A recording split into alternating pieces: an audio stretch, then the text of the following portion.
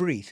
Yeah. It's one of the easiest techniques. Think about what you're going to say and don't attack. When your words are pointing fingers, the only thing the recipients would do is defend. Yeah. Right. Because you are attacking, whether it's with your words or your fists or stuff like that. The only thing I want to do is defend. Yeah. And I'm no longer hearing you. In addition to that, I'm thinking also of, especially of as women, would be our emotional response.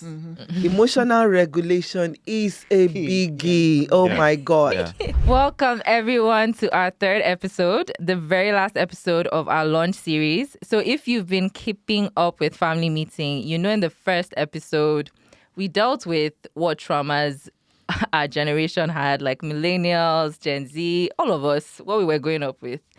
And the second episode, we gave the mic to the older generation to tell us how far, like what was really going on. So that was really impactful. But for this third episode, it's actually probably going to be my favorite because it's going to be about healing and how do we come together and bridge that gap. Yeah. We have three amazing guests here. I'll allow them to introduce themselves, starting with Pastor Abby. So I'm Abi Oloyede. I'm a transformational leader, a trauma-informed practitioner, and I'm an entrepreneur. That's amazing. I'm impressed by that. I'm impressed. I am Deji. I am a mental health practitioner. I'm currently head of welfare and wellbeing at Cambridge University. And yeah, I've been doing therapy and counselling and have a background in psychology. So yeah. Amazing. And I'm Tokwe Abulude. I'm a counsellor, and I've been practicing for a few years now. And I'm also a trauma-informed counsellor. Amazing. And I am Torera. I am your host for tonight. I'll start with an icebreaker. So pick a question from 1 to 3. I'm used to that now. Okay. Mr. Tokwe, please. Oh, you're going Yes, for me pick first you this first. time? Okay. I'll go for 3, same as I went the last time. If your family had a superpower, Yeah. what would it be? So like side-eye, storytelling, what would your superpower be? Oh, goodness. It depends on who in my family we're talking about. My sister is an amazing storyteller, and I think she Okay. got that from my grandma. So, but I think I'm going to say prayer. Yeah, Amazing. yeah. So much so that my best friend calls my mom his prayer warrior. This is my best friend. That's how much my mom prays. You know. Okay, So okay, yeah, okay, I okay. think I'll say prayer actually. Okay, amazing. Did you 1 to 2? I will go for number 1. Number 1. If you could describe your family dynamic growing up as a Nigerian dish, which would it be? Ooh, hello. Is it giving spicy or bland? It's definitely spicy. Is there a Nigerian that That's doesn't have spicy? Even pepper soup. Now there are different levels of pepper soup. But there's strong pepper soup that everything will be dripping. Yeah, that's That the one. Yeah. Okay, Everything okay. is very hot. Very hot. Very hot. Very tense. Yeah. We got it. Goat meat. Yeah. Okay, and sorted. then you're left with the last one, which is what was one meal that was your comfort food? Comfort food. Wow, I still had it this week. It's the agege bread with Don't tell me cook. egg white, Okay. egg white, chili, and Coke Zero. Wow. That's very specific as well. Yeah. So we know that she's being honest. Zero. Like, Yeah. egg white, Coke Zero. She has to have the Coke Zero there as well. Yeah. Okay. For the tangy, to just Yeah. How long has that been your... always from when I was a child. Oh, wow. My second would be jollof rice with suya and Coke Zero. Okay. The Coke Zero is not Is going this anywhere. Yeah. Consistent theme. Okay. Okay, so I think everyone here has watched episode 1. If you haven't, you need to. In fact, both episodes, episode 1 and 2. But reflecting on it again, I guess what was the hardest and what was the most healing thing to hear from what everybody said in both episodes? I would say the most healing thing is just consensus. I think consensus is very powerful. I think when you get into the room with people that agree with you, Terrell, you kind of alluded to this earlier. Like when you're in the room with people that just agree with you or have a similar experience to you, that can be very comforting. That just in itself, acknowledging that you're not alone in your experience. I would say the hardest thing is actually maybe a paradox to that, because I think it's like we've been having these conversations for a while now since we've all become more informed. At least I'm talking about my generation. So it's like we know that we all have these experiences, but actually what is the next step? How have we been talking about this for maybe about 5-10 years now since we've been adults, and like there maybe isn't that progression, like people are still coming through with these stories. So maybe that's the hardest thing to hear, that actually, although we acknowledge we've got consensus now, have we moved on? That's actually very true. And I actually hadn't thought about it in that way. Like, what progress are we making as a community? Yeah. How about you? Well, I think it's really, for me, it's about people coming to the table, that I think it's already the start of a journey. I think, Rome wasn't built in a day. I think if we continue to have these conversations, it would spread. People would become more aware. People are going to realize that there is a need to do this journey individually and collectively as a community. So, I think for me, it's that, we keep, making the noise. Eventually something will give. I'm going to be a bit controversial here and ask, is part of it, do you think, that only one half of the drama is coming to the table, if that makes sense? So essentially only our generation is really showing up. Okay. And maybe they feel like maybe their parents are not also at the table, so there's not that healing happening. Yeah. Is that part of it, do you think? Yeah, but now you're changing that. Yeah. Okay. You've brought us here, as in the older generation, to give a different side of the story, And there were quite a few things we learned from the second episode. Yes.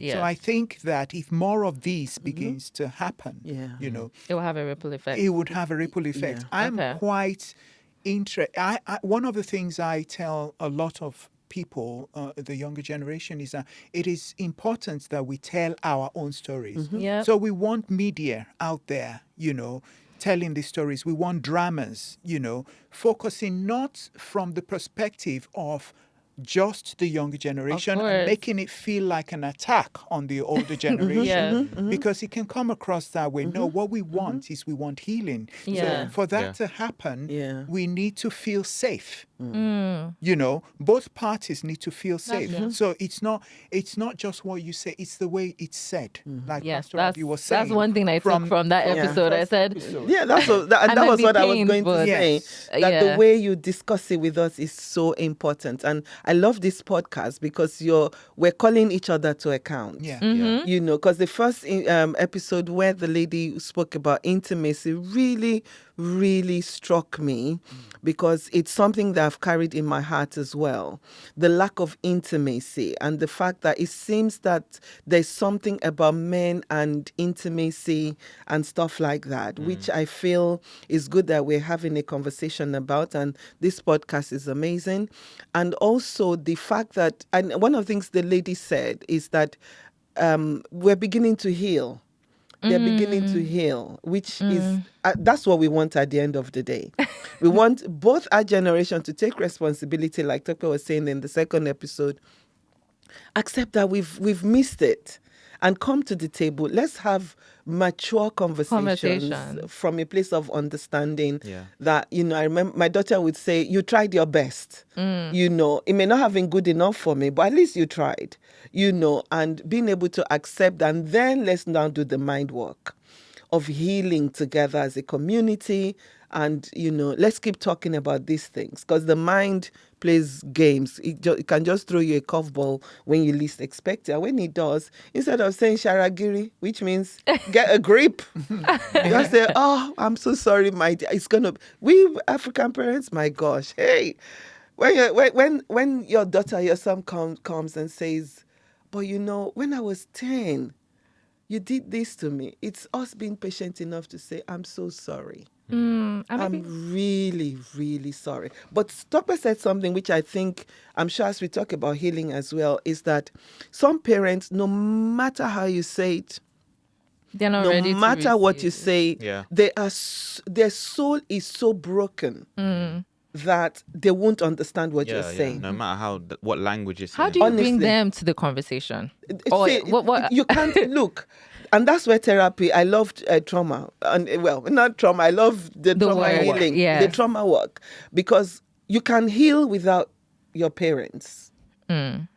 There's enough hope in the room as long as you are willing to do the mind work. And then you put boundaries in place. Right. And you relate with your parents from a place of safety. And depending on how much work you've done, you can have a conversation with your parents and let them know where exactly you're at and the fact that you love them where they're at, and just move on with your life. Because some people are just, my daughter said so to me. She said, Mom, look, when you go to the podcast, be very open-minded. Okay. Because some people are not, and we see it Yeah. as well. Yeah. In this work, some people won't Are get not, it because yeah. their soul is. In fact, my husband was saying that, and I think Tokwe alluded to it in the second episode, that some people, their soul is so broken. It's like a car that has been involved in a car wreck and has just been, the insurance have just said, that's it. It's been completely The write-off. total. At D. That's it. It will cost us more to repair it than to. Yes, to write you it. know, Yeah. so he says some people's soul is like that. Right. You know, where they've been so, and when you do the trauma work, you find out that they've been exposed to a lot of complex trauma. Yes. So much so that they don't even know the difference between reality Yeah. anymore. Yeah. Yeah. You know, and I suppose in therapy, that's the work you're meant to do with your therapist to the point of explaining what's going on so that you're at peace, that at least you've tried your best. And that's a very, very painful thing. Okay, I want to move on to the next topic, but I just have one more question. Okay. In those situations, right, if you're the child and you know that your parent has gone through certain things and you're understanding of that, is it also your responsibility to make sure that they seek therapy for their own, like, Yeah, some people do. betterment? Yeah, some children do say to their parents, Mom, you know, and that's what I was saying about your generation. You name because it. we know a bit more, we've You been have exposed a bit information, more, but we so have is it- wisdom and experience, right? Yes, You yes. know, so you can say, look, Mom, it's how you say it. Okay. There's a way you can go and point fingers and straight away there's no conversation. The But I walls think are like up. Deji also Yes. mentioned, it's a foregone conclusion. They're not going to get it. But at least you can, I always say to people, have the conversation in such a way that when you discuss it with somebody else, they will pat you on the back and say you really tried, which means you have to also be ready yourself before having the conversation, and please be graceful, you know, to them about your perspective and what you've seen. As to what we hope for is that they would change, but if they don't, it's okay. Okay. I think I'm in that position now where it's like I'm so psychologically informed, and I can see the flaws in my mum and dad, and I really would hope that they go to therapy. Again, being a therapist, like I believe in that. I believe that works for people. But actually, there is something about them being so far away from being ready to access therapy and engage in therapy in the way you need to find the healing. Like I feel like before you actually even get to therapy, like proposing therapy, you need the psychoeducation piece. Like, Right, yeah. do they even understand What they need. The benefits. do they even or- understand mental health for them to even be thinking about therapy anyway? Like, Yeah. I feel like, and I've seen that change in my mum, where it's only now she's starting to understand the concept Right. of mental health. But that's still somebody that's very far away from actually, I understand mental health and that people have this problem, but actually acknowledging that they have some mental health concerns or Yeah. they have some trauma, and then actually being ready to address that trauma and be vulnerable in the room. Actually, the gap between those two things, that's a lot of work that you have to do with your parents. And what I found is, I think I'm really good at my job. Like I've progressed so far in this field very quickly. So that says to me I'm good at my job. But actually, I'm not good at my job when it's my parents. Right. I'm probably the worst person. Doctor is his own watch All the patient. triggers will trigger. Yeah. Exactly. And it's not healthy for me. And they're not able to hear it because actually it's coming From you. From Yeah. me. Exactly. Yeah. Yeah. So Yes. it's almost as if you need to bring somebody else in to Yeah. do that work and have the passion to do that work. So Okay. So I guess moving on to what are the habits? Can I say something before course. you say, yeah? So I think working with my generation, one of the first things we need to break down is trying to help them to understand the difference between mental illness and mental health. Yeah. You know, Exactly. because when you say something mental, my generation Psychosis. Stigma, psychosis yes. were different. Yeah, place. that's Yeah. true. But when you actually can normalize mental health as something that when you go through, you could wake up today and lose your mental health. Do you understand? And you may be okay by tomorrow. Do you understand? And when it's broken down and normalized in a way for them to have that understanding, then it's like, so I'm not going. You're not saying I'm crazy. Yeah. Do you understand? Because that's where Yeah. my generation's mind goes. Yeah. Right. Yeah. So, and I love the word you used earlier, which is psychoeducation. Yeah. You know, we need to do that with them and help them in that sort of way to them before they come to the table, Yeah. before Right. we start talking Exactly, about yeah. these Yeah. interactions. And think about what you said. That's actually probably the best example you gave. But that example of mental health versus mental illness, that's something that you will learn literally in your first lecture in clinical psychology. It's foundation level knowledge of mental health. Yeah. So that says, and I still know that I don't even think I could articulate what you said to my mum, and for her to get it, I think that would take some reinforcement. So that just says, Yeah. that speaks to how at the beginning of the journey they are with regards to psychoeducation Yeah. and accessing Yeah. therapy. Yeah. So Yeah. You're right. I guess what kind of conversations would have to happen to make it a bit more normal? Would it be I think for me, I found this consistency. That's the way I can put it. It's like, actually, I've studied psychology literally since college, since I was 16, basically. And my mum's known I've studied psychology. She see me do a degree. She see me do a master's. She sees where I'm at. There's some things that she can understand that this person's doing well in this field. Like even just saying to her Cambridge University, she gets that at least. So she knows that I know that I'm psychologically informed, but actually I still can't. It's still, so I've been giving her this sort of knowledge naturally throughout my Right. progression, like Yeah. since I was 16, but I still don't feel like the significant work has been done. fair? So I feel like it is consistency. I have seen growth. In fairness to my mum and dad, I have seen growth, and because I study psychology and I speak to her about that, I have seen her take on a bit more of an understanding. Yeah. Some things have happened in the family as well that kind of helped. They were bad things, but they kind of helped her to understand as well. Right. But I still think that's been a long-term piece of work. We're talking about 15 years now, Right. and I still feel like there's ways to go. But yeah, I would just say consistency and start Okay. as soon as you can. Yeah. That's great. That's great advice. I guess what I'm curious to know are what habits or what stereotypes do we have to remove or break down to have healthier relationships with either our parents or our children? So for me, for example, I think, and it's something that you spoke to me about before, but this idea that there is a perfect family and like there's the perfect mom and perfect dad and somewhere down here are where my parents are, when in reality perfection doesn't exist. Yeah. And actually putting them as human beings. So that for me is something key that I had to be like, okay, no, they are humans. I have to give them grace as well. So what are the habits you think we need to break to actually get closer?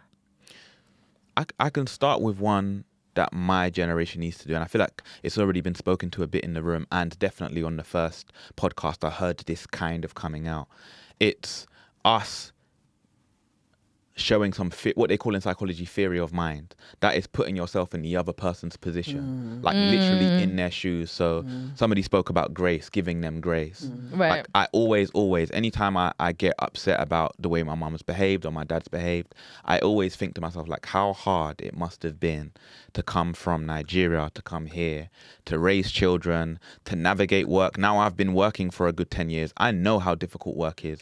I know how difficult work is when I was born here and I'm pretty articulate and it's my first language. I can't imagine how it must be for them. So actually, did they even have the space to do the emotional intelligence work or the social intelligence work? Like, where do you have space to do that when you're worried about immigration or going from Nigeria to here, or you've got family problems here and there? Like, actually, I was speaking to somebody the other day and it was like, actually, intelligence is a privilege that we have, and education and Western education is a privilege that we have. Like, actually, the only reason we think we're further along than our parents is because we've had access privilege. we've had access to information throughout our lives. Like, actually, that's just luck, basically. That's actually down to them. It's down to them that we are actually able to be emotionally intelligent. So actually, they haven't had that. They haven't been able to go through primary school, secondary school, college, university, and navigate all of the things in the way we have. So actually, you have to give them some grace. I'm still a huge fan of. I actually love what you said. You articulated it well, and that probably summarizes the whole podcast. You said, like, you've got to help for them to heal, but you've got to do that from your safe space as well, because that could actually impact you. So sometimes you can't do too much because you will get triggered as well. So, but yeah, I'm a huge fan. I think the first thing I will start with is my generation needs to remind themselves of their parents' journey and give them grace for it. What I'll say to that is, a lot of times our parents, so my mom was actually really transparent with me. So that's helped me understand and give a bit more grace. I still struggle, I'm not going to lie. But a lot of times I find that people don't know their parents' stories. They don't, there's this, so they might be acting a certain type of way, but they can't say, oh, let me give you grace because I know this is what happened. They don't know. It's just a blank wall. So what do you do in those cases? Well, I'm thinking that the reason we don't know, we don't give these stories is it comes from a place of fear. Because if I share my story, are you going to see me less? Do you understand? And I have to always propagate this stoic, strong, especially from a male perspective, this male, figure. I'm not allowed to have a rest day. I mean, and I don't have statistics. Thank you. English sometimes. Goodness. To tell you the struggle of men. Do you understand? And it's like men who are my age, and I have people in therapy who are my age, and suddenly, and it's that struggle about, with life changes, things are changing for you, your body's changing, and all of that for a man. And so it's difficult, to navigate all of that and then feel like you're the target of blame from your children who may not understand your struggles, as you came through. Like you said, one of the things I said in the second podcast was, Pastor Ivy, even things like babysitting was a struggle for my generation when we came to live here. I've been here for like 32 years now.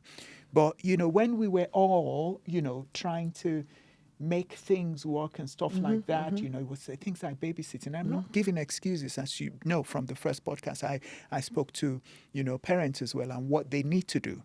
But also, I really love what Deji was saying, it's like, about giving grace and what Pastor alluded to. So it's about coming to the table without attacking each other. And saying, this is what I need from you.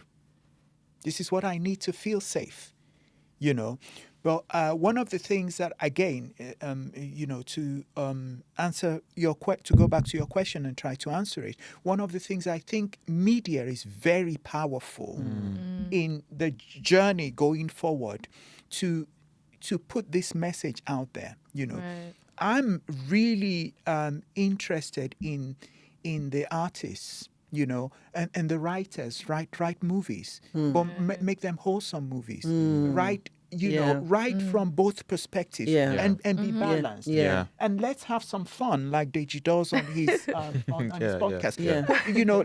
But don't let it be about one-sided. One-sided. Have a balanced thing. But tell our stories. And keep telling our stories. I have when I speak to young people who are like, actors and stuff like that, I say to them, don't just rely on you want a movie and a Scorsese movie, that's great if you get it. But, get the writers amongst yourself and write these stories and find the actors and do this, and produce these things and start from small, but then do that. Yeah. And That's so important. And it's both ways, because when you begin to speak to us, we need to have the grace to listen and not say, I'm older than you. What do you know? You don't have experience. So what's all that? So yes, Deji, your generation needs to be a little bit more calm and give us grace. We also need to give grace as well. Because we are your first experience of what marriage should be like. We're your first experience of what a home should be like. We're your first experience of mom and dad. And so there's a great responsibility on us. And yes, Doctor, I know that when we started, we're trying to build a career. I remember doing my toy business, being a pastor and wanting a lot of money because I like good things and wanting my children to go to private school even though we couldn't afford it, but they went, So doing all those things. So emotional intelligence was out of the window. I just need you to go to school, come back, eat. And let's be happy, and then with time, you realize that actually there's more to life than that. And then our parents didn't model, well, they did in their own way, but we didn't have the therapy kind of thing. So it was more a case of, eating well. My dad would put me on his laps, we would talk, we would laugh, we would joke. My mom, but there was no emotional conversations and stuff like that. So really and truly, we really need to give ourselves a pat on the back that we are not where we used to be. And we're making progress. We're making progress and we need to keep the conversation going. And a lot of the younger generation are on social media. And so I know there can be overstimulation and there can be overload. But if podcasts like this and people who have an understanding can keep churning the message out, it will begin to hit home. Then the writers will begin to write in a balanced way. And your generation are fantastic. All of a sudden, somebody will tag one of the executive producers that this is not balanced. And before that's what your generation does. They change. So we need to keep, like Tokpa is saying, and we need to keep shouting from the rooftop, that we want balance. And I feel there's a major emasculation of men as well, which is not helping. Okay. Yeah, it's not helping because even before the man could blink or think, there's already an impression, and then like Tokpa is saying, he comes home and his children already have an impression of him. His wife has an impression of him. Everybody has an impression of him, and he has to be the knight in shining armor. So his armor needs to keep shining. Otherwise, we have a problem if there's a crack in there, if the metal begins to, go rusty and stuff like that. So we really need to give the men grace. The men need to give the women grace, and the children need to give us grace. So it's both and. So there's a lot you touched upon, but I guess I want to expand on this, the way we perceive, I guess, either our parents or our children. So you said the parents might think, oh, their child is being stubborn or they're spoiled or what do they know and all those things. And for us, we might feel like the parents are harsh or they're unfeeling or, And I understand we need to give them grace, but what does that actually look like? How do you how do you start giving grace in practical terms? So for me, I would think maybe changing the language, for example, as opposed to saying, oh, my mom doesn't show me any love. I'll be like, oh, no, it's hard for her to,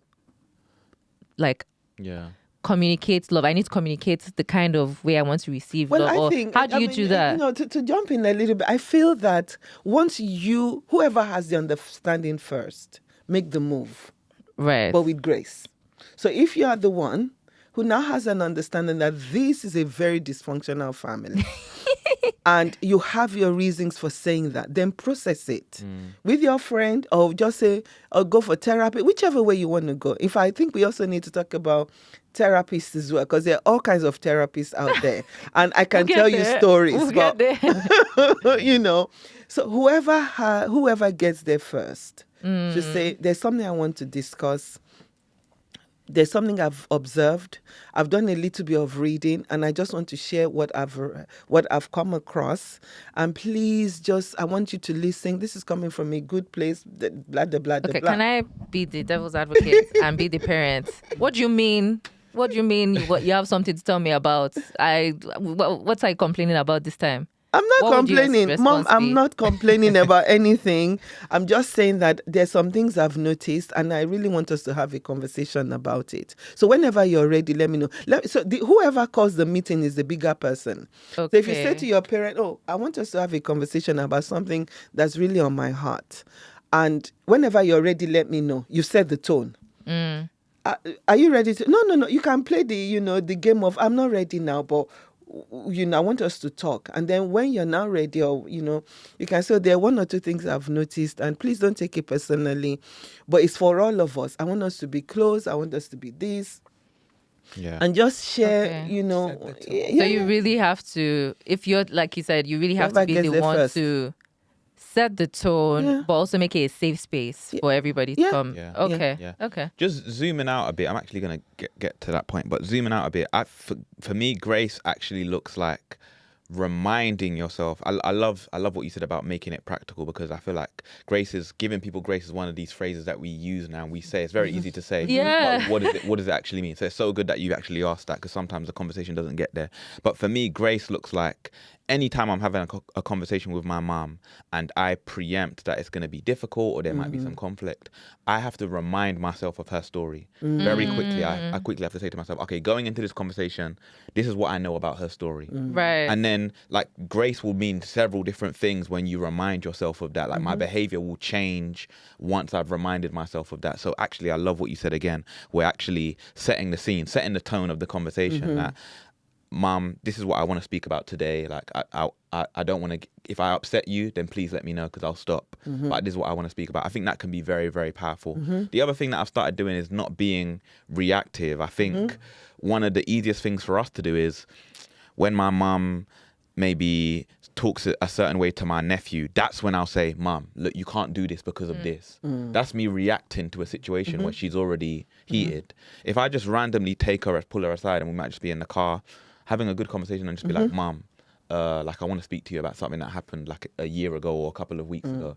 That's very actually active rather than reactive. Yeah. So then that way actually Right. it isn't even hot in the car, it isn't even hot in the scene. Yeah. And then hopefully theoretically They should that should make it to be an easier conversation. Yeah. So those are two practical things that I would say. So can I just ask a follow-up question? Because I'm imagining myself in that situation, and maybe something has been said that triggers me based off of our history and our relationship over years.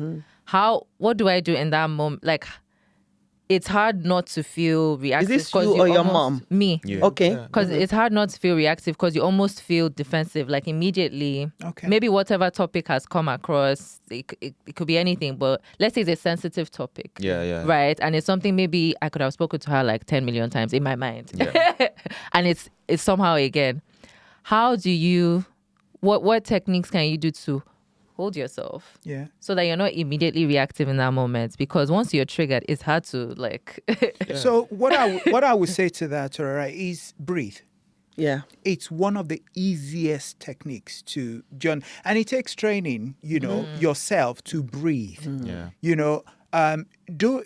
Don't try to start it at that point. Do you understand? Start to learn to breathe. Yeah. Take a deep breath, just breathing exercises, hold it and let go, And when you need it, it would come up, Right. And if you have to say something at that moment, one of the tricks I have learned is, the first thing is think about what you're going to say and don't attack. Do you understand? When one of the ways we do this is that you when you start to when your words is pointing fingers, when your words are pointing fingers, you understand? The only thing the recipient would do is defend. Yeah. Right. Because you are attacking, whether it's with your words or your fists or stuff like that. The only thing I want to do is defend. Yeah. And I'm no longer hearing you. Right. And so you've got to make up your mind to start with, what is the purpose of me opening my mouth at this moment? Yeah. Right. And if it is for healing, do you understand what then that will help you control yourself at that moment. And you can start to decide, like Deji was saying, like, okay, maybe not right now. And so that's an internal work that you have to do on yourself. Yeah. I think in addition to that, I'm thinking also of, especially of as women, would be our emotional response. Emotional regulation is a biggie. Oh my God. And it's interesting because as you were talking to me, I was thinking a lot of these tips and techniques are things we really should be practicing when nothing is happening. Yeah. Meditation. Agreed. Yeah. Emotional regulation. And then being able to diffuse that emotional reaction in your mind to say, I remember when Tokyo and I were having this Instagram live maybe at the beginning of the year, and he said, if you and somebody cannot have a conversation without shouting, then you need help. So really and truly, that can be the starting point. That mom, dad, this is not a shouting match. This is honestly, I just want to say certain things that I've observed, that I've noticed, so that we can be a better family, so that we can I want to be able to hug you. There's your generation always says, they use a word that you're trying to get me to be who I'm not, or you're trying to get me to pretend. I'm like, no, this is called wisdom. That's where we come in. Wisdom and experience. There's a way you can,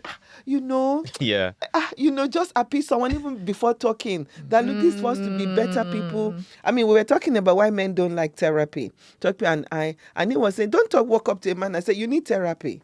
But you should say it. Yeah, just say to him, look, there's a way, I really think to maximize your skills and for you to be a better person, I think you should just, have a conversation with a professional about maybe one or two things. But don't go and say, you already know he needs therapy. Yeah. Right. He's already struggling as well.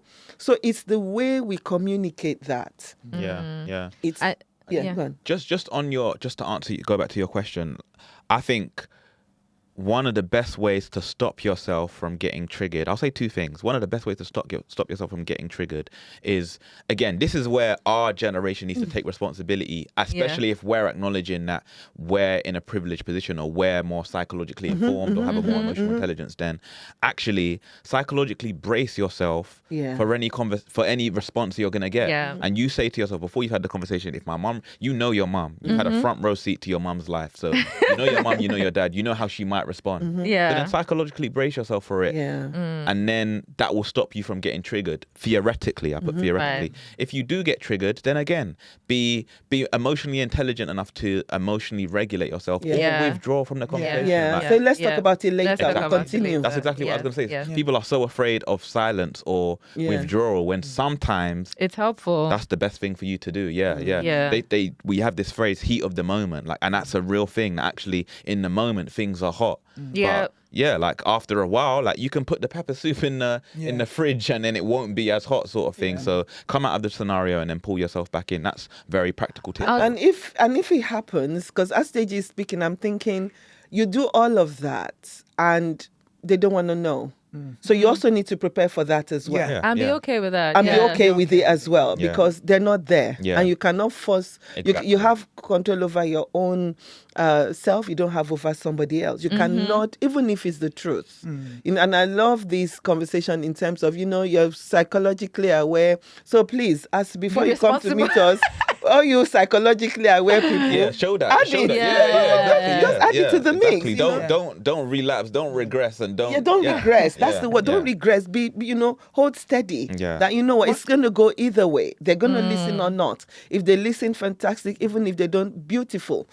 But I've said something, and I'm, so you were gonna say something. Yeah. Sorry, I was going to say, when you approach people as well, this is something I learned a lot, even before I started to study therapy, is that, when I want to come to someone with maybe conflict resolution or something, so, we have this thing we call the sandwich way of, so you say you say something nice to the person to start with. Something like, I think I've heard this. That I love you, Yeah. I love you, and I really, I want to be closer to you more. Right. So you first use I statements. Yeah. Do you understand? Okay. So it's not like you did this to me, you did that. Just said I love you, and I just really would like our relationship. Do you understand? To be a lot more than what it is right now. Said that. So you put the meat in the middle, which is you're a very, very naughty man.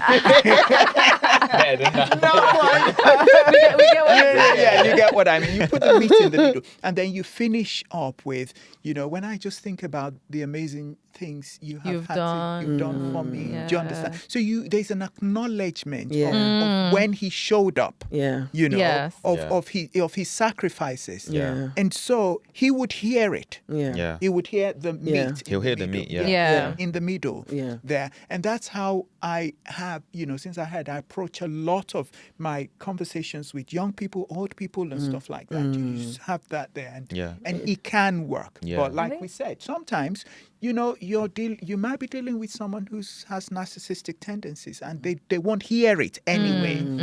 And then you've got to be prepared. You Yeah. have a plan B Yeah. for Yeah. something like I that. think that's an amazing tool because it also, I think one thing is, I feel anyways, is that maybe like the parents feel like by saying there's this issue, we're not acknowledging all the sacrifices. Exactly. So that gives space for them to know that, look, we appreciate you and we love I you. know this. I yeah. see you. I see I this. see you. I see the whole version. Exactly. Yeah. Exactly. And for me, going back to the question, I feel like what has helped me in stopping to be triggered is that I can recognize the physical sensation when I'm triggered. There's like this tight clench. Yeah. Like That's there's what you're somewhere feeling. here. Yeah. And whenever I feel it, that's when I know, okay, Tara, you need to either breathe or you need to like take a step back from this conversation because See, that's You're about to- self-awareness. Yeah, And so I think that's there's a- beneficial to every generation. Yeah. That self-awareness of Yeah. noticing Yeah. where and you can apply that to so much. So many in your different life. contexts. Yeah. Yeah. It's like, okay, how am I feeling? I walk into a space, Yeah.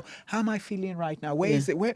Sometimes with my clients, I do, I ask them, so where do you feel the anger? Where's the tightness? Where is the heaviness for you? Is it here? Is it there? Is it there? Is it there? Yeah. And we can work with Yeah. that as well. Yeah. because it's so, I mean, I'm not a psychologist, but I know that there's a lot that goes on here that you also feel. Yeah. Oh yeah, In your your body body. keeps the score. Physiological. Yeah. Yeah. Yeah. Your body keeps the score. Your Yeah, body keeps exactly. the Yeah. score. And sometimes also, I think where we parents also need to give grace is that you've just had an awakening, a psychological awakening, or an emotional awakening, or a mental awakening of your situation in the home, and you've not had time to really process things. So you may also come across very confrontational, or you may be rude in the way you present your we also need to be aware of that and not write whatever it is that you're saying off, because you are still processing a bad situation that you found yourself in, and you didn't ask to be born into my family. So you find that grace is both ways all the time. Yeah. So parents we need to keep giving you doses of grace. This psychoanalyst, Essentially, everyone give us psychoanalyst has grace, come. plenty of grace. But I love your generation, and I mean it wholeheartedly. I say to some of my friends that if you will only listen to your children, because they've psychoanalyzed you, they know your strengths and your weaknesses. So just eat humble pie. We said it.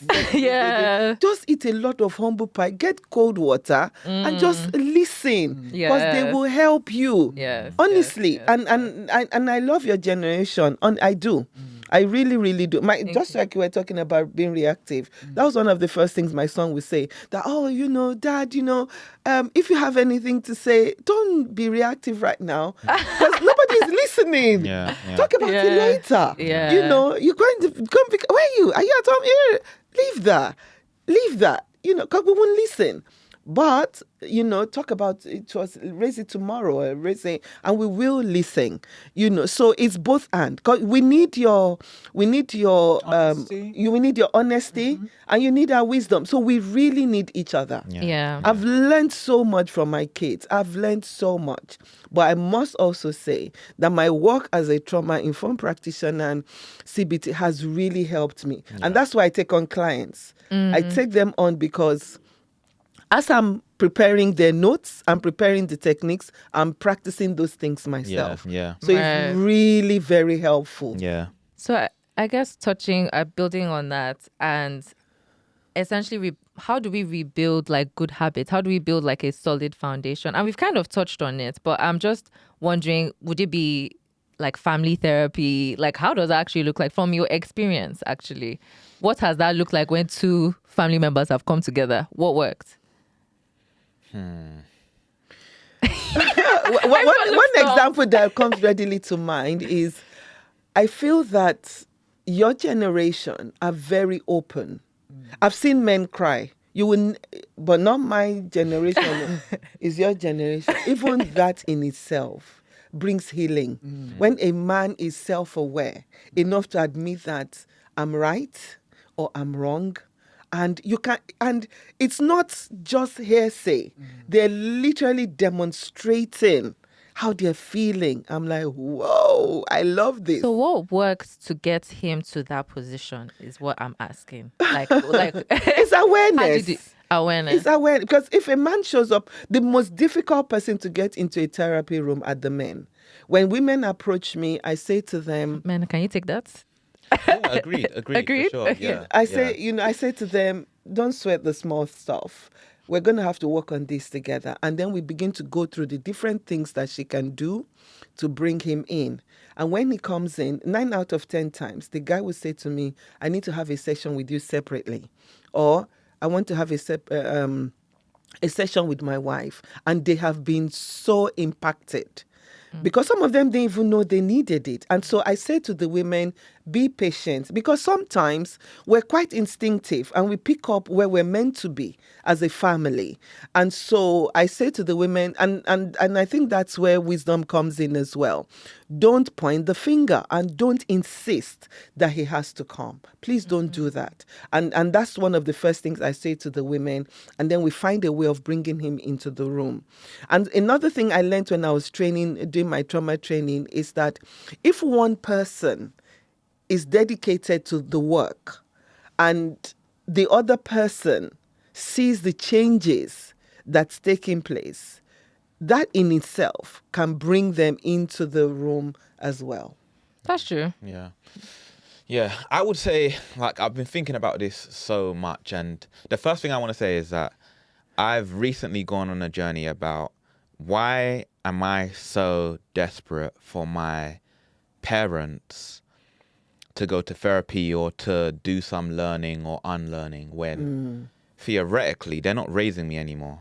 Actually, and my filter is pretty good. So actually all of the bad habits that I feel like have already happened to me, have already happened, and I'm now unlearning them. And I can do that in their absence to an extent. So what is our obsession with their healing per se? And I really had to sit with that and ask myself, like, That's an interesting question. Is it an egotistical thing? Like, actually, I'm looking for them to acknowledge some of the harm that they've done for me. And then I had to think to myself, like, if it is that, then that is kind of egotistical. And do I need that? So then I actually had to take a step back and say, my mum loves me. There's no doubt. She struggled so hard for me. All I want for her now in this last few chapters of her life, and God willing, she has so many left, but we have to acknowledge we're getting to the last quarter, I would say. Right. I just want her to be happy. And actually, I think some of her behaviors are stopping her from being happy. And then when I kind of flipped from, I want her to heal so she can, I want her to heal to be happy, rather than I want her to heal so she can stop treating me this way, or she can acknowledge So what you she's can done. be right. Exactly, so I can be right. Then actually my approach is quite different. Yeah. And I feel like a lot of people my age need to just sit with that and process that as well. Like, do you want your parents to be happy in the last few years of their life? And what implications does their healing have for their happiness? Because actually, if you look at their life story, again, if you speak to your parents, then you understand that it's full of struggle. It just is full of struggle. So actually they deserve some happiness for the end of their life. And what can you do to help them to give that? And then when I started speaking to my mum, and this is only a recent thing, so I'm not even acting like I've known this for long. But when I started speaking to my mum about that and saying, like, actually, mum, some of the ways in which you navigate things keeps you in a stressful mode. I was speaking to her. It sounded like my son. I was speaking to her about, like, look, you're not raising me. I'm not causing you stress anymore. I'm not in the house. But you're still, like, you still got tenants, and your tenants are causing you problems. The way you're speaking to them is making them react, and that's causing you stress. Like, actually, mum, I just want you to be happy. And do you want to be happy? And that's something that they can very clearly say yes. And I was like, actually, so then let's start to work on some of the things, the way you can approach things, even if it is that you're more emotionally resilient. So when a tenant hasn't paid for 10 days, isn't stressing you out. Exactly. So that's where I've started to come from. I think that's a very, very powerful thing. It's a different, very healthy way. I was going to say that I mean, me. because as you were talking, I was thinking, one thing is you can never overdose on love. If somebody comes to you, if Deji comes to you, or your son or daughter comes to you from the angle of having thought through and reflected on the fact that, actually, I want my mom to be a better person. I want her to be less emotionally reactive and emotionally regulated. It would come it would show in the way you have the conversation. Your whole disposition would show it. Yeah, exactly. And it would be transmitted when you have the conversation, and the person, except if they are literally an alien. Do you know, they will be disarmed. You know what's really interesting? I've always thought that when you're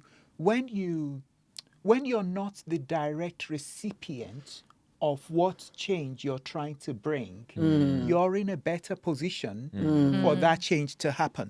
But a lot of us are very selfish. I love what Deji. I love how he said it. Where a lot of us are very selfish, and I am the direct, be good so that you can treat me better. better. Do you understand? That's what it But is. it's like, can I love you unconditionally anyway? And so And That's a it's beautiful way interesting to to think get to about that it. point. To get to the point where I'm doing this because I genuinely and sincerely love you. I want you to have a better life in your last quarter.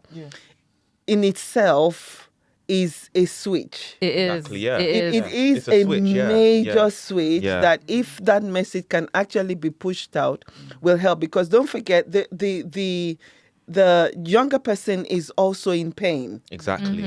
And so they may not even be in the head, they don't have the headspace to even think through this. But if, as they listen to this podcast, or as we have different opportunities, we're able to get them to see that, then that's job done. Yeah. But I love that. Yeah. Ask yourself why do you want healing for your parents?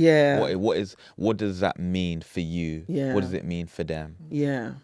Yeah, and it's powerful because it also means like radical acceptance of who they are. But I think one thing I would add, and I'd love your opinion on, is while you're doing that, is also still having your boundaries.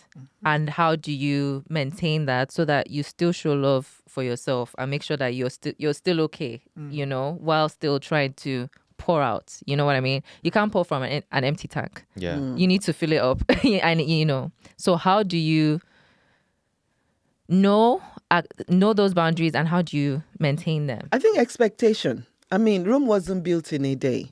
You're talking about a mindset that's been there even before you were born. Exactly. That may even have come from your grandparents, because a lot of our parents have unresolved traumas.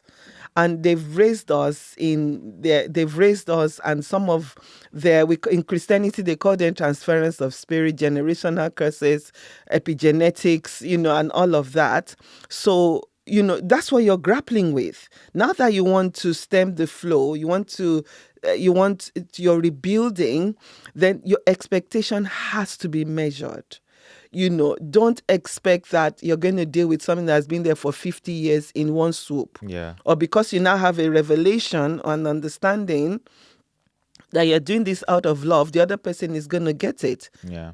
So it's a slow process. I think I like what Tokbe said, and that's where the Bible talks about small mustard seed, and Tokbe referred to it as well.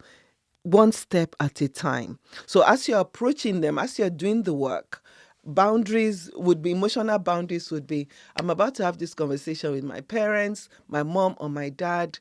I don't know how they're going to react, but I'm coming at this from a place of love. Whichever way they react, I have this understanding, and I'm going to take it piecemeal. Yeah. Okay, I'm going to give a practical example so Okay. that we can really get to it. Can I say something Of which may course. inform what you're going to, Okay. what you might be saying? And as DJ and Pastor Abi were talking, I started to think about, the child who is left home, ergo Deji, but the child in the house. That's Yes. two different. Yeah. Yes. You Yeah. can distance yourself Yes. if you've left. Yeah. exactly. You You can have withdraw better and have boundaries. Yes. Yes. When you're out. Yes. But when you're living under the same roof. Sorry, you can continue with your question. No, it's exactly that, in the sense that what I was going to ask is, if, for example, you come with a peaceful mind, you want to resolve something, but your parent has a tendency to yell or shout, and that has been a trigger for you because maybe growing up you were shouted at, names, all these things at you, and you know that, right? And you're trying to have the conversation as best as you can, but you hear the shouting. How do you, in that instance now, that's your boundary. You don't want your parents to continue shouting at you in a way that is demeaning. For example, right? How do you maintain that boundary while still extending love? I would say, and this is partially my story as well. I would say, so I was in the house, and I love what you put, because now I'm out of the house. It's so easy for me to say, go away. But actually sometimes you're in the trauma, you're in the stress, it's perpetuating. And that was actually my story for a very long time. I think from when I returned from uni, where I had a bit more awareness, yeah. and then it even impacted me even more because I knew what it was doing. I would say actually there's something about building resilience in yourself. Yeah. That's what I worked to do. So from maybe 21 to 25, that's what I was on. I was like, actually, I know that my parents are a longer term piece of work. I've already had a head start with regards to psychological insight. Right. Let me continue to build my resilience. If the shouting isn't going away, then let me work on my emotional regulation, that I'm not so sensitive or susceptible to the shouting. That can always be done to an extent. Again, this is all theoretical. And then number two, just to be practical, something that I did, and this isn't going to be everybody's story, but I moved out of the house.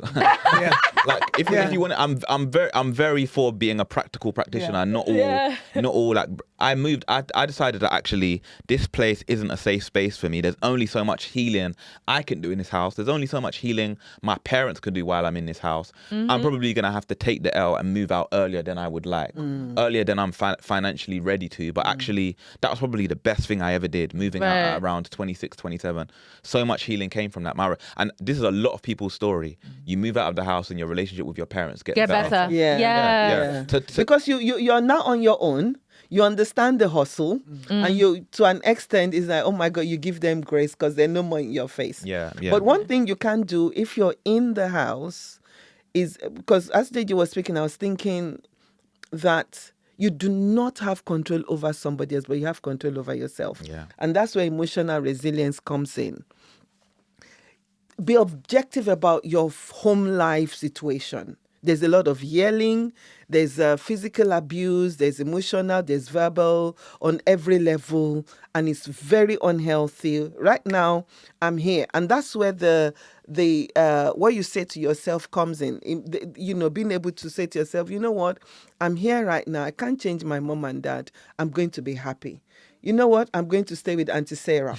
I'm going back to uni. Yeah, you know what? yeah. I'm going, so you literally take care of yourself and not allow what the drama you're facing, to get to you. However, I've also come across parentification, where younger people as young as 6, 7, 8 are having to intervene because mom and dad are hitting one another.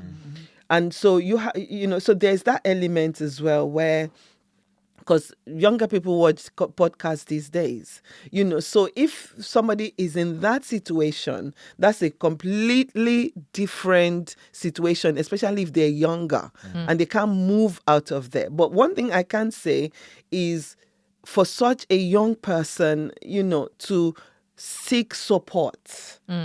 Seek support so that what you're seeing does not become toxic. And then you begin to live your life from a place of pain even before you start living. So there are different levels. There are those who are under 16 who may not be able to go anywhere. Then there are the over 18s, and all that. So looking at the different, So, I want to also use this opportunity to speak with parents. And I think this is very, very important. I mean, we're talking about how the child, can manage themselves in this situation. I think that one of the things I have seen, especially with parents, is they don't realize when their kids become adults and treat them That's the word. so. Exactly. That's a word. And so you're relating to a 12-year-old. Yeah. He's 21. He's 21. Yes. And it's still, you have to What's be home up with by that, 11. You have to be actually? home by- And you have to change how you parent Yeah. a 21-year-old man Yeah. or woman. But making that switch is a problem for most black parents. Yeah. Yes. So, respecting a child's boundaries, Yeah. do you understand, is Yeah. a thing. Yeah. Respect, the way you treat your 12-year-old, your 16-year-old should be different from the way you treat your 21-year-old. Exactly, So I just yeah. thought, let's throw Yeah. that in. Yeah, that you're was right. very Because I remember important. maybe when my daughter would say, when she was younger, she would say, "Oh, Mom, I'm right here. Why are you shouting? Yeah. My African." Yeah. You'd be like, why are you telling me? Why are you I- telling me I'm I'm shouting? like, How dare you? used to work that way. or I'm in a meeting. Yeah. And they're working from home. They need to leave. Yeah. I was just going to say, growing up as well, my mom was always on the phone. She was always shouting on the phone, even when she's not stressed, though. Yeah, Like, it's just just normal. conversation. Yeah. I was like, And just being in that house, you're trying to sleep or you're just waking up. Yeah. Yeah. That's why I said I learned so much from my kids. Because Yeah. when they would say that, then I wouldn't take it personally. Then initially I used to take it personally. I'm like, then my husband would say, and my daughter would say, "Mom, honestly, I'm not being rude. I'm just Just told, okay." So over time, Yeah. But I think my daughter always says that I'm a bit different, So, and I'm sure it's my training as well. Yeah, 100%. I can already tell from the way you're different. I think Tara was alluding to that actually having you two in the room, you're very different from my parents. Like Yeah. my parents wouldn't be able to speak to their emotions in the way you guys can. And I think because obviously you do personal therapy Yeah. along the way, and Yeah. you had to bring your You have to stuff bring to yourself the to table. it. Yeah. You've had that So learning, yeah. a little bit of adjustment. Yeah. Yeah. So probably we're not the best. That's basically what she was saying. You guys are too good. We needed something a bit more toxic to have the real argument. But yeah, just speaking to what you're saying, I actually love that, again, getting to me to think from a different perspective.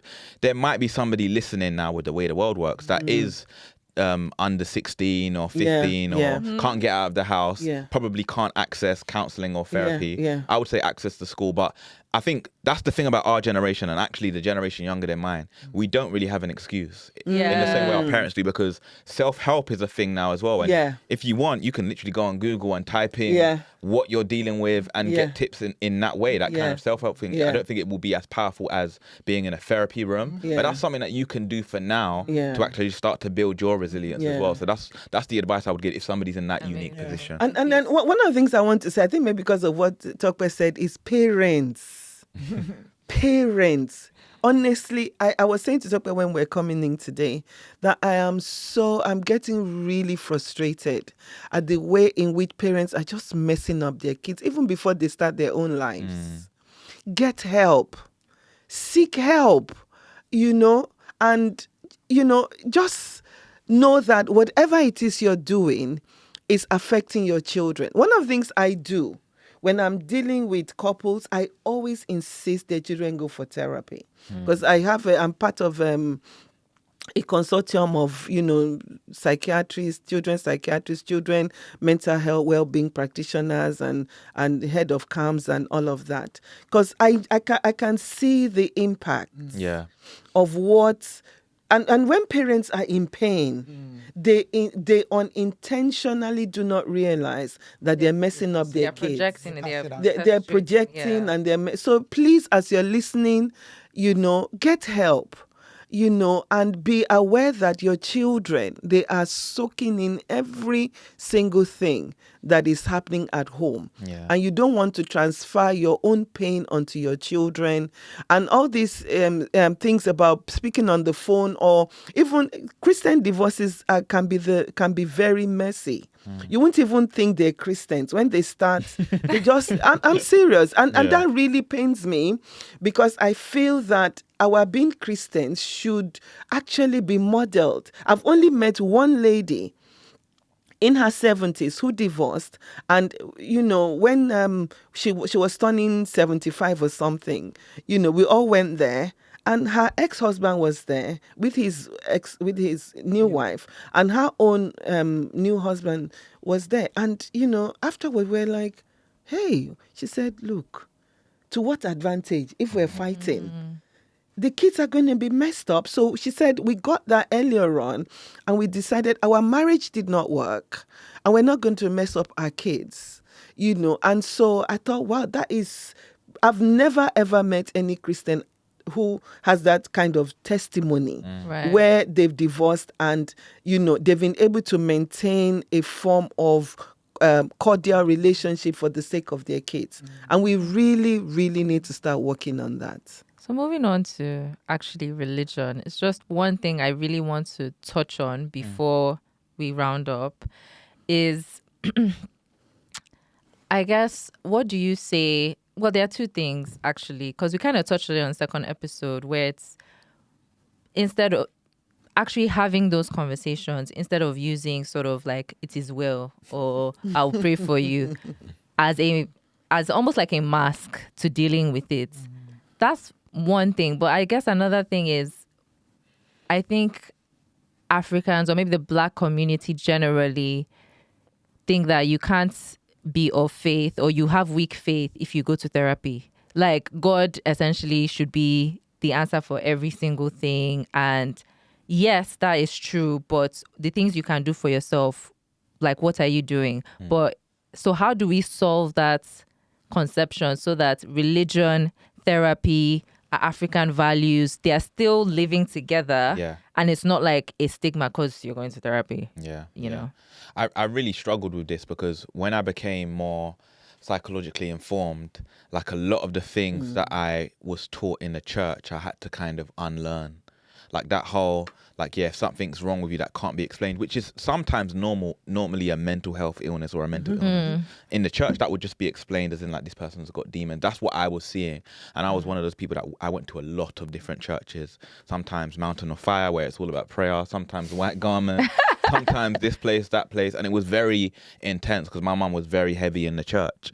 So actually I had to do a lot of unlearning. And then that made a conflict for me, because I felt like, actually, my new religion is psychology. Like, psychology explains so much for me. And then I felt like I was actually losing my spirituality.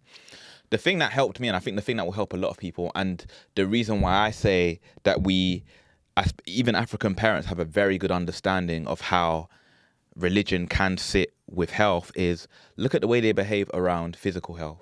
Like, if you break your leg in your house, there is no way your mum is going to look at you and say, let's pray. We discussed that, but They will take you to the hospital, and they understand how essential it is for a doctor to do your leg. While that happens, they'll be praying in the waiting room. Yeah. Yeah. So actually, they'll be praying, and okay. actually, let's actually break that down. Let's think about the things they say when they're praying. Like if that was like if your child was in surgery and you're praying. This happened to me, and my mum's in the waiting room praying. They're gonna be saying things like, "Oh Lord, make the doctor's hand steady," stuff like that. That's understandable because you understand that you can't take the superstition out of life. You can't explain everything through psychology or through biology. You can't. So actually, that's where God comes in, where it's like the faith. That faith part. And I feel like if you give them that example, then they have a nice understanding of how health and spirituality can sit together, or science, right. even if it's a social science, and spirituality can sit in the same room, sort of thing. So that really helped me, and that's where now I'm learning that when it's time to pray and when it's time to go to therapy, and normally they're one after the other for me. So That's amazing, actually. And you're very right, because one of the things that I do is, like I said when we're filming the second episode, that my healing, because I dealt with intrusive thoughts, and when I finally knew what it was called, I had first used Philippians 4:8 to calm my mind for so many years. But trauma training, CBT training that I did personally has really helped me. So when I begin to talk about the mind, and people say, I have some friends who they do not believe in therapy. So I say to them, why do Christians divorce? No, it's true. Yeah. So we pray, we fast. You read your Bible. You read your Bible. You go to church. You go to church. You pay your tithes. You're very engaged, and you're divorcing. What's going on there? And that calms a lot of people down. And so I say to them, it means that there's something called relational dynamics. There's something called trauma. That's when people are generally very open. Right. And then, like Deji was saying, even my clients, I pray over all of them behind the scenes. But if they want, most of my clients are Christians anyway, by referral, some will say, let's pray. Right. That's why I've come to you. I actually want us to pray in the session and all that. And like you're saying, Holy Ghost, please help us and stuff like that. Because it's both and. Yeah. Right. Because you can be, because even when I did my CBT, I was like, oh my God, a lot of the tips and tools, they're in the Bible. I'm like, this, it's in the scriptures. And then somebody said, well, all they've done is they've taken the copy and paste. They've copied it, but they've repackaged and taken Jesus out of it. Because at the end of the day, a lot of the what we use to calm the mind it's actually in the good book, the scriptures. And I think Christians are becoming more aware. And another conversation we were having, some of my pastor friends and I, is the fact that when we reflect back, we think that guy should have gone for therapy. That woman should have been in therapy. Their marriage should have been saved. Because if my husband always says a lot of Christians need therapy. And I also feel that there's a lot of borderline personality disorder that is very difficult to diagnose. Identify, because people suddenly are praying more. They're fasting more. Yeah. So some of the things that we think is spirituality is actually mental health. Right. We were saying earlier, I think in the second episode as well, just simply understanding attachment can help you as a person. Yeah. 100%. And you start to look at things differently. Yep. And you see your partner differently. And if you both go to therapy and you have that identification, you actually can work from a non-secure attachment to a more secure attachment. And so you're not being triggered by things that, don't really need to trigger you. Yeah. Because one of my favorite scriptures is Joshua 1:8. It says, this book of the law should not depart, but you should meditate day and night so that you can make your way prosperous and observe to do good and things like that. And I'm always talking about meditation because of all the tips and the tools, emotional regulation, for me personally, meditation has just been a real lifesaver to the point where I understand my mind, where if within 2 days I have not checked myself in, my mind begins to tap. Hey, okay. And I say to people that your mind, listen, your mind is Right. talking. Yeah. You know, your mind is speaking to you, but you're not hearing or you're not listening. Okay. You know, and also with Christianity, I've had people come to meet me. I remember I was leading prayer one morning, and one lady, and I think I just mentioned vagus nerve because it just came to me, and she called me afterwards that she was praying one day, you know, and she was going through some real mental stuff, and she said she had never heard that word before, but vagus nerve. And that when I mentioned it, she was like, oh my goodness. So I say to Christians that the Holy Spirit also has a way of actually highlighting what we need. Sometimes we just are not hearing. Right. But it doesn't mean that you don't need therapy. You know, because that lady, I referred her on to someone to actually, help her because I didn't have space at the time, to talk her through all of that. So you find that I personally believe we have an advantage with the Holy Spirit, but it does not mean we do not need therapy. It doesn't. Yeah. Thank you. So we've come to the end. Thank Wow. you to our guests for an amazing discussion. Thank you for having us. I think before we leave, it would be lovely if you could leave like our listeners with just one word of what they should bring to their next family meeting. Like just a little word of advice. Let's start with Mr. Talk, then we'll walk away now. What to bring to your next family meeting? Honesty. It doesn't get better than, being real. Bring honesty, bring realness and respect, for each other. Yeah. And that's from the old to the young and from the young to the new. And listen. Okay. Listening ears, honestly. Listening, yes. Because when you listen, people will tell you what they need, and you've got to also be thinking every time you're having an engagement or an interaction, whatever you want to say to the person, is it worth the relationship? Because for me, at the core of a lot of the work I do is the relationship, Right. and if you can focus on the relationship, that for me is just really key, Thank you. Yeah. Thank you. Yeah. I would say ask yourself what is the function, what is the purpose of the conversation? Like and when you ask yourself that, really be egoless. Going back to what I said before about if you really ask yourself why are you seeking healing in the family? Why are you seeking healing? Is it because you want people to treat you better? Is it because you're looking for acknowledgement or an apology? Is it because you're looking for closure, or is it because you're looking for happiness for your parents? Like, are you trying to improve their lives, or are you trying Right. to improve your own life? And I think when you ask yourself that question, if you're able to get your answer to a good place where, again, you're leading with love, then I think your whole approach will change. Lead with love. Yeah. Amazing. I think two things. We did not talk about how to get a good therapist because I can just hear some of people say you've just been saying get therapy. That is true. Yeah, we didn't go there. I think if we're coming to the family meeting, I like the sandwich style. Oh yeah. Where that was amazing. I love that, So don't start with being accusatory. Start with something nice, then slot in the real juicy bit, and then add some Massage, yeah. yes, Yeah. Massage, Yeah. and Even with the meat, you can apply some ketchup, make it nice. That's what you do so it's easier to swallow. Is it okay to just for us to just really, really briefly talk about how to get a good therapist? Yeah, we have a few minutes. Let's do that. Okay, yeah. Tell us, how do we get a good therapist? So we know we need one. What I always advise people to do, and I'm mainly I'm not practicing at the moment, so I'm mainly signposting.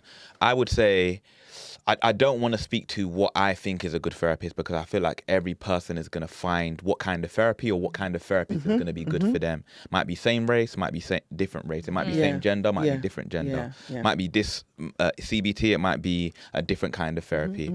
I would say I always advise people to try have a session with multiple people. So pick kind of like people do with barbers or hairstylists or nail techs. Like Yeah. you might Right. have free people. You can normally do a consultation for free, which might be like Right. 30 minutes, 20 minutes.